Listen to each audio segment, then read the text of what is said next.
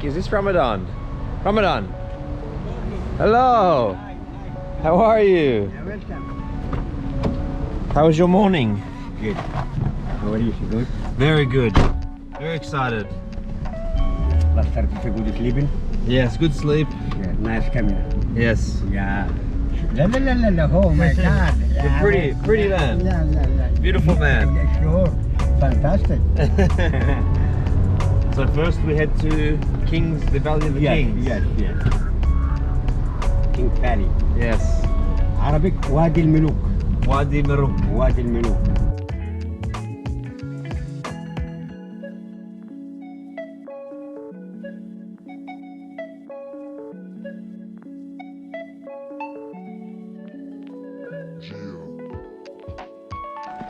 All right, we are in, and there is a lot of meters to cover, I think, here today. So I'm giving myself about 2.5 hours, maybe 3.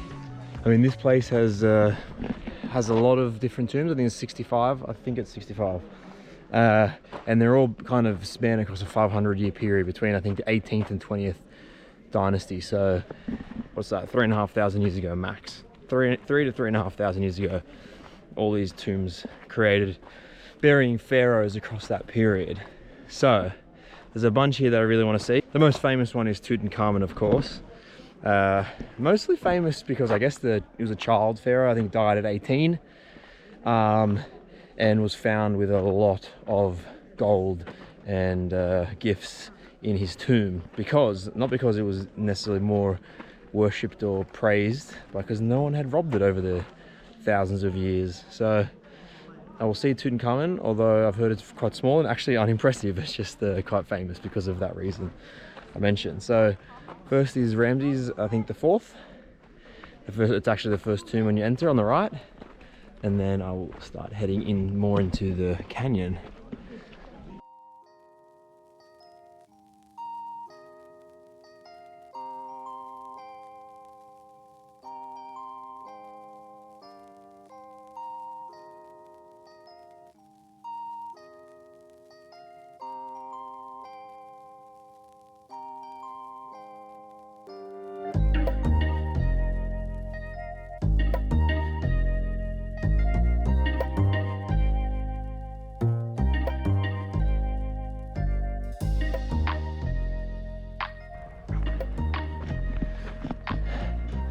Just walking up to Tutmosis the 4th, which I actually think there's not going to be anybody at. I don't think it's the most beautiful one or decorated or popular for those reasons, but it is the one that goes the furthest down. And I'm all about that. And I actually believe, and I only have a smidgen of memory of this, that it might have been one of the first ones found or built or something. Don't quote me on that. But a lot of these tombs have kind of been visited for tourists for, 1,000 years or so, 2,000 years. The Romans came through here, and there's like thousands of pieces of,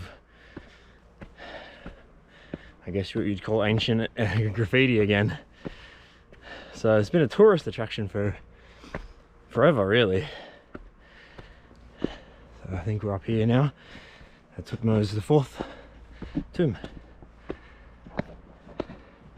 Punch number 2.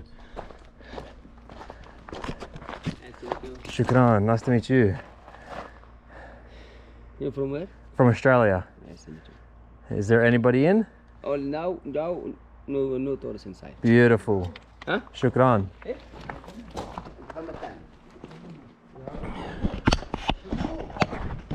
That's it. Solo tomb. I am the tomb raider, man. Not that I'm stealing anything, but I go where no one else does. Internet inside? Excuse me? Huh? Internet inside? No. No internet. Hold this camera. You have to speak only. Yes. Shukran. Nice to meet you. Very big inside. 2,200 Egyptian pound for this ticket. So what's that? It's well over $100 So it's not a cheap day out. And then you have to buy the cooler tombs, you have to buy on top of that. So like Seti the First, which is the biggest, the most glamorous. Tutankhamun, that's the most famous. And I'm going to Ramses 5 or 6. They're together. Adds on, like Seti is 1,400 on its own, just one tomb. So, and even the ticket guy, after I bought my ticket, said, can I have some? I'm like, dude, I just spent like a lot of money. Anyway, Thutmose the Fourth. Wow.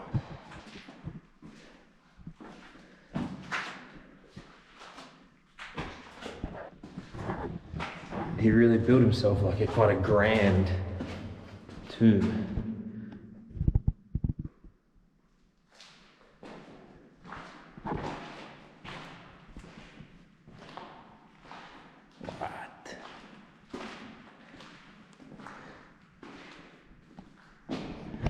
That's right. I think his tomb is made of sandstone, but it's painted. It was painted red with amazing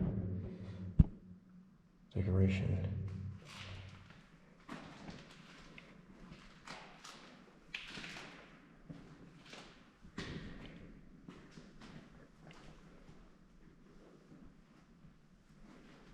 This is a tunnel.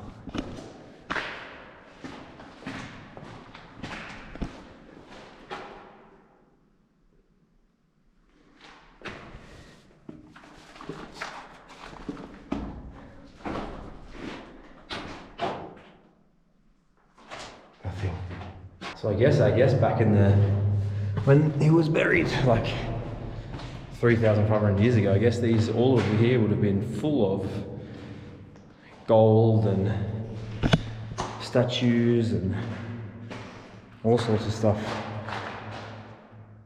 Very impressive.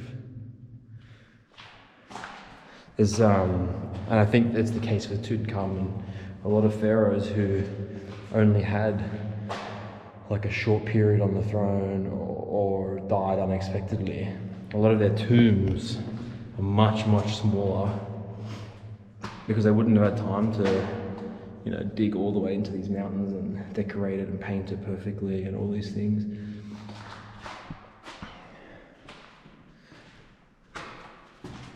This guy obviously had a bit of time to plan his own tomb out. Gave himself a good send-off.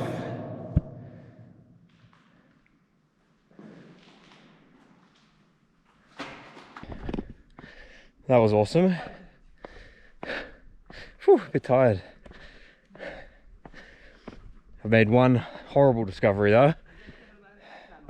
I haven't brought my extra batteries for my GoPro, which is notoriously bad for battery power, and I'm now at 7%. And I'm 2 tombs in, which means I guess I'm gonna have to do the rest of this on my iPhone. So forgive me for the change of quality. Who knows, might even be better. I'm not sold on the GoPro. So yes, switching over to the iPhone.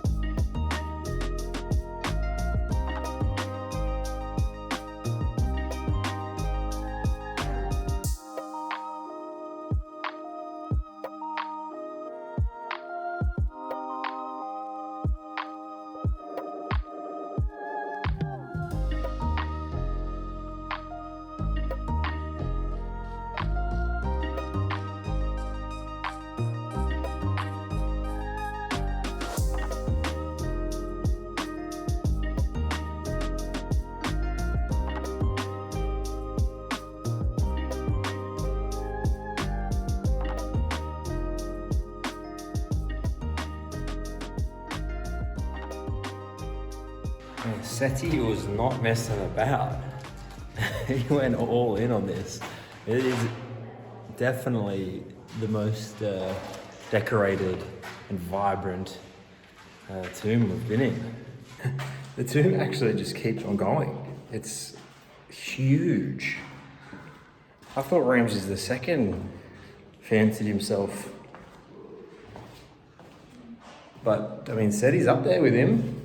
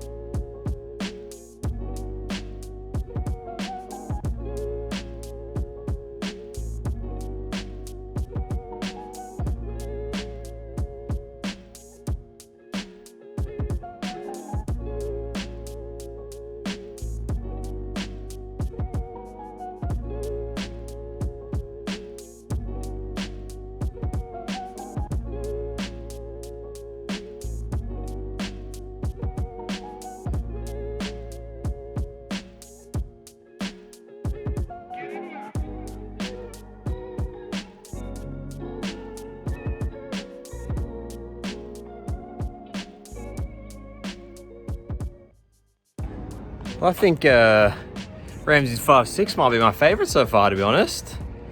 I actually wasn't expecting so much, but that was beautiful. Now it's time for the little big man himself, Tutankhamun, Tutti Frutti. I think it was the last tomb that has been found as well. Just tucked underneath. So let's go in.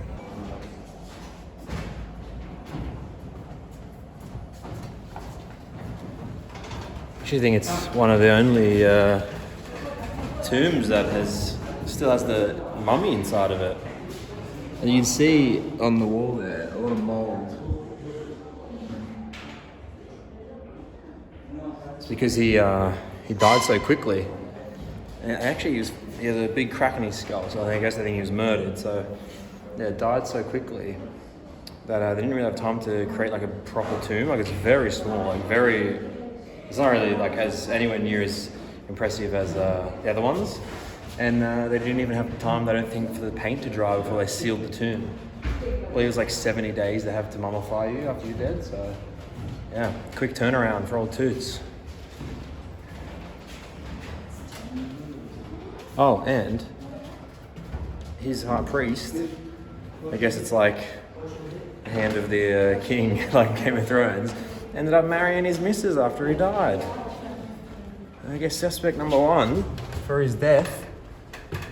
Anyway, yeah, kind of a basic tomb. I think if it wasn't found like last and it wasn't full of all the gold and everything still, I don't think it would be like an overly famous tomb. Like he's not known for anything big during his reign, and his reign was fairly short. So yeah, probably more loved and famous after death than during it. All right, actually decided to walk it up this time. I could see that it wasn't so far, so I skipped the buggy, saved myself 10 Egyptian pound, and I've walked it up to the Temple of Hatshepsut, which I think I've now mastered how to say with the help of Ramadan, my man Ramadan. And yeah, she's built herself quite the temple. So, a bit of background on Hatshepsut. She was actually the second female pharaoh of Egypt. And she actually only came to power because her husband passed away and her stepson as a child was to take the seat. But obviously needed, I think they call it a regent or something, to kind of work with him to lead. She eventually ends up basically, I guess, like hijacking that role and takes the throne as the pharaoh of Egypt. As I said, only the second female to do so. And during that reign, she was known for building quite a lot and actually bringing like just general peace to the region. So she obviously did a pretty bloody good job. From what I understand, she was very well loved. And she built herself probably one of the more epic temples going.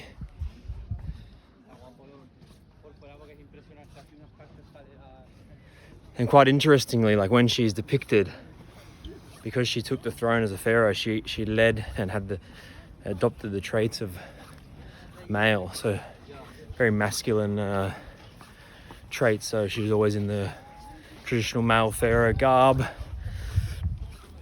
The way she's depicted is much more masculine than apparently she really was. I guess it kind of comes with the title, huh? Back in the day. But she knew how to build. Well, she knew what she liked at least.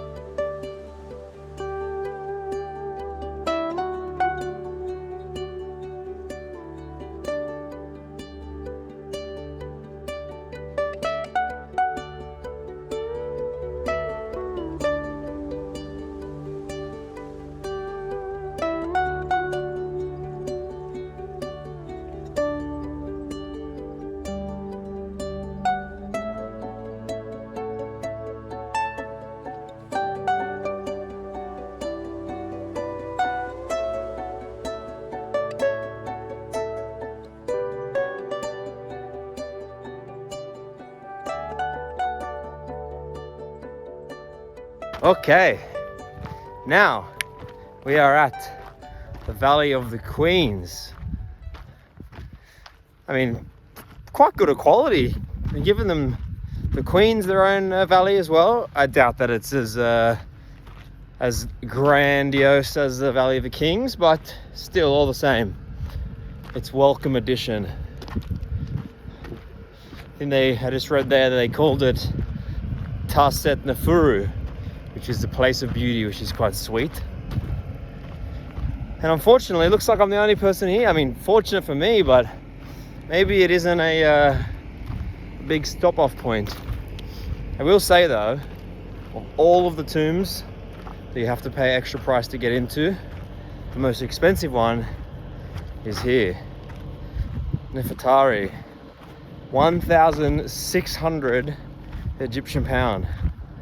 55 or something dollars US. So, well, $5 is 100, so 50. Yeah, wow. So like 75, $80 Australian, which, sorry, I haven't paid. She's up there. I am going the all-inclusive route that the entry gets you. Unfortunately, it does not include Nefertari. It'll have end up being like a $300 day. So, looks like the tombs are up here. I'll make my way up and see what queens we have. What's going on here? Come to Valley of the Queens. All the doors are like shut. The one door that I can see is open. It's for the son of a king. It's a prince's tomb. God, can't give the women anything, can you? Without bloody clawing a bit back. You fellas back in the day. I mean, it's nice. It's very nice.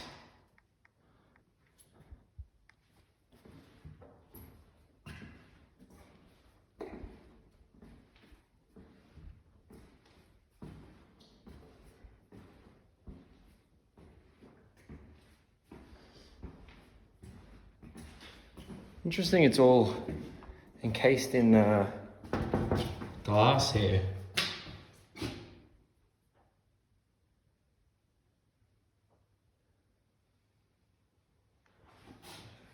The color looks almost too good to have been original. Like it's almost like they must have redone it.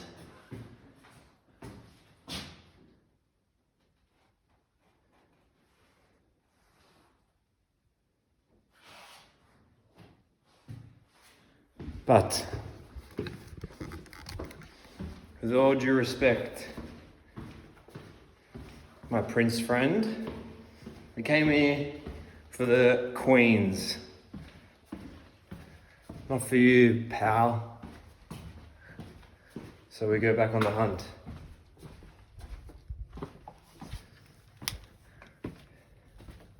For some queens of this valley. Alright, we're going that way. So, when you pay for entry, you only really get entry to one tomb. One tomb with a queen, two tomb. But you have to pay extra. This here, So, entry price is just for this. yes, the son. Yeah, but it's a of prince. Son of son, the prince, two prince. But isn't this called the Valley of the Queen? The queen and the daughter. And the son. Okay, not so many queen. Yeah, sorry. King Valley, many tomb. Yeah.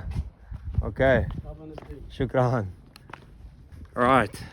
I'm not gonna lie. Valley of the Queens doesn't have so many queens on show.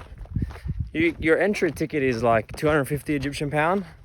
Same at Valley of the Kings, where you got entry to 3 included, and you have to pay everything extra, every one extra. Here, 250, and then you could buy one extra, which was 1,600 for Nefertari, which I didn't do, thinking I would have, multiple queens to see anyway. But turns out they have one tomb open. All the other queens they have shut. They've shut the doors on. Maybe everyone else knew that. That's why no one's here. But yeah, I don't reckon they're doing the girls much justice there. Get the doors open. Get the people in. Anyway, it was a quick trip. I head back off. Maybe I can fit something else in. I think the Ramesseum is up this end as well, on the West Bank. Maybe I can get my man to swing by there. Alright, I couldn't call it a day. After the Valley of the Queens, I wanted to get one more in, finish on a high. So I've come to the Ramesseum, which I have heard about mainly for the megalithic sandstone pillars and these huge sandstone statues that were in here. Looks like there's one behind me, it's collapsed. But the place itself is quite fascinating. Another Ramses development. But yeah, I can imagine this place would have been absolutely incredible back in the day.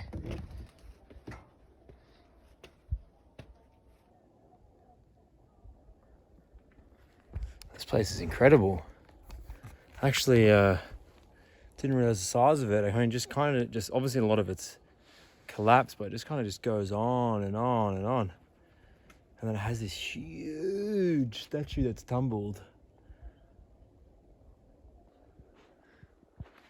There's still a little bit of color remaining, which is nice to see. Especially with these open air ones, you can't commonly, they've lost all their color, like the walls here.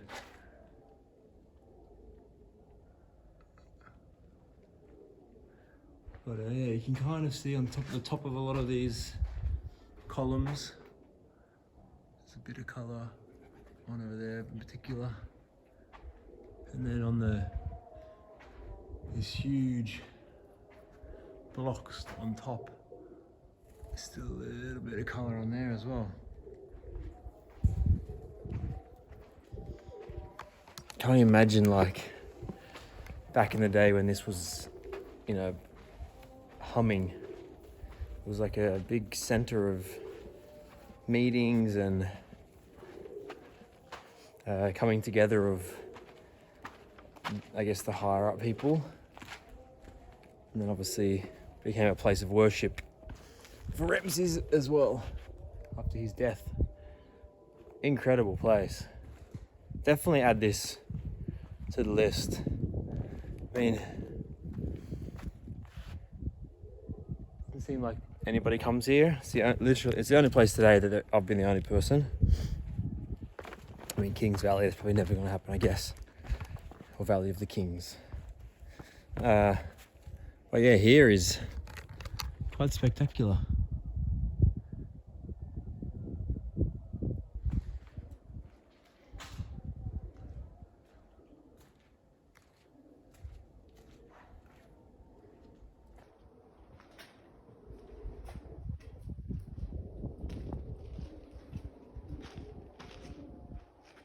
All right, that pretty much wraps up today in terms of tomb and temple hunting. I'm gonna head back to the hotel now, have a dip in the pool. I'll show you that. It's actually quite nice. But yeah, it's been a fantastic day. I managed to get through Valley of the Kings, Valley of the Queens, Hatshepsut, and now the Ramesseum. But I guess just one thing I want to add, I couldn't help.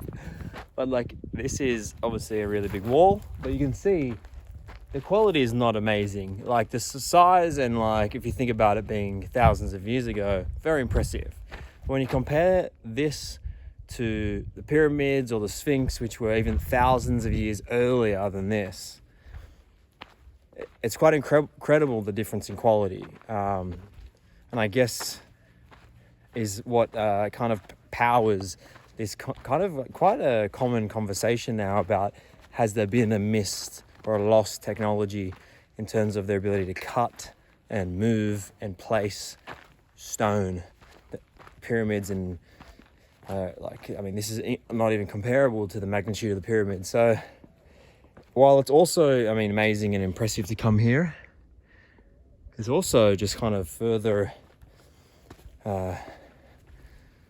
gives a bit more evidence and food for thought around that kind of conversation, which I think more people should look into. It's fascinating, and you will go down a rabbit hole that you won't be able to stop, but it's a fun one. I mean, for instance, like this 2023 is as close in time to this as this is to the pyramids. So that's a lot of time between. A lot happens, and a lot can be lost. So anyway, back to the hotel. It's been quite the day. A little sunset dip for me, I think. Actually just caught up with Simon and Fabio in town. They're up from Aswan now, and they're actually changing hotels to come here. They're also desperate for a swim. So, dip, and then maybe some dinner with them before a very, very early night for me. I have a 3 a.m. wake up. First the dip.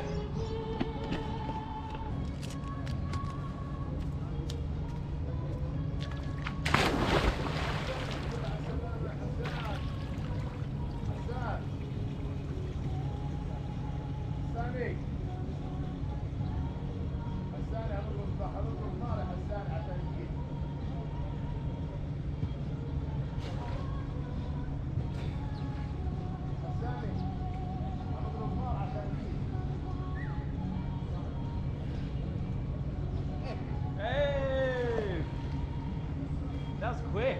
What a nice life. That was real quick. We came with a boat. Directly. The whole here? Yeah. Shut up. Off the boat. Yeah. Does it make sense to go to the other side to take the taxi? You just take the boat. How much was it? 200. Great.